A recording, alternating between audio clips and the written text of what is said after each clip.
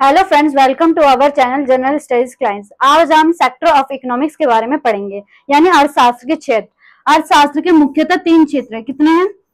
मुख्यतः तीन क्षेत्र के बारे में पढ़ेंगे। तीन क्षेत्र हैं।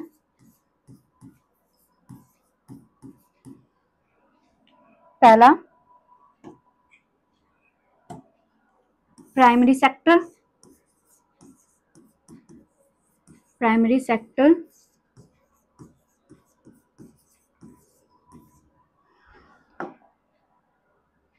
जिसे हम प्राथमिक क्षेत्र, हिंदी में प्राथमिक क्षेत्र कहते हैं। प्राथमिक क्षेत्र। द्वितीय, दूसरा सेकेंडरी सेक्टर।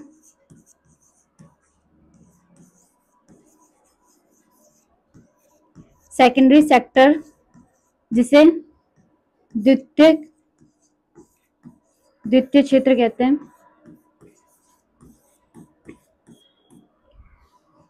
तीसरा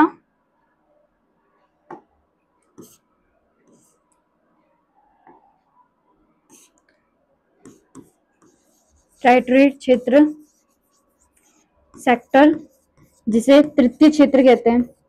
तृतीय क्षेत्र कहते हैं। सेक्टर ऑफ इकोनॉमिक्स में हम तीन मुख्यतः क्षेत्र के बारे में पढ़ेंगे। प्राइमरी सेक्टर यानी प्राथमिक क्षेत्र, सेकेंडरी सेक्टर द्वितीय क्षेत्र और टर्टियरी सेक्टर यानी तृतीय क्षेत्र। आइए हम एक एक करके तीनों को पढ़ते हैं। पहला है primary sector. Primary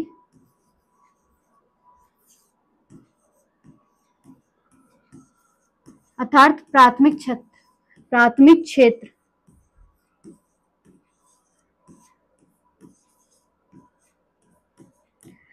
primary sector अर्थात प्राथमिक क्षेत्र को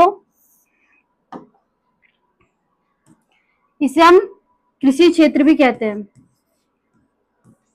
कृषि क्षेत्र भी कहते हैं।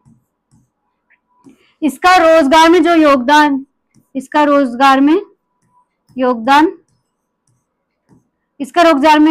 51% है। कितना है? 51%, जो कि एक बड़ा योगदान है। इसलिए प्राथमिक क्षेत्र को भारत की रीढ़ कहा जाता है। इसलिए प्राथमिक क्षेत्र को भारतीय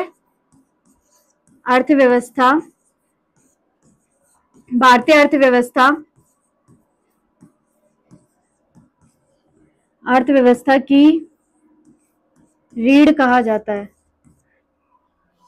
रीढ़ कहा जाता है।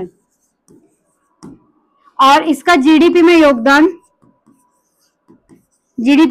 कितना है? 17%। कितना है? 17%। इसके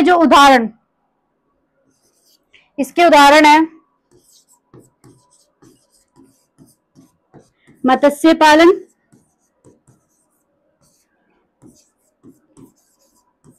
मुर्गी पालन,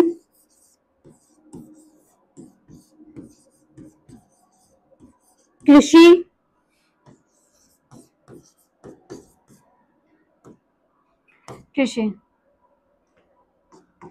इसमें क्या होता है? जो ये प्राइमरी सेक्टर यानी प्राथमिक क्षेत्र में क्या होता है? इसमें हम प्राकृतिक संसाधनों का दोहन करते हैं।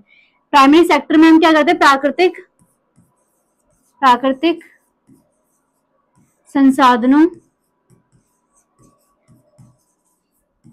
प्राकृतिक संसाधनों का दोहन करते हैं।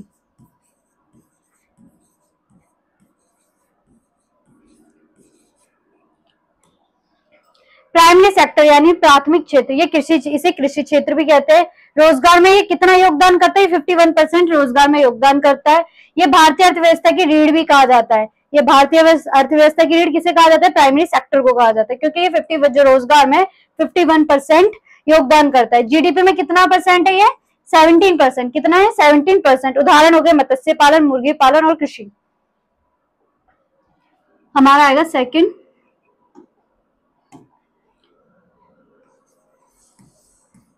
सेकेंडरी सेक्टर यानी द्वितीय क्षेत्र।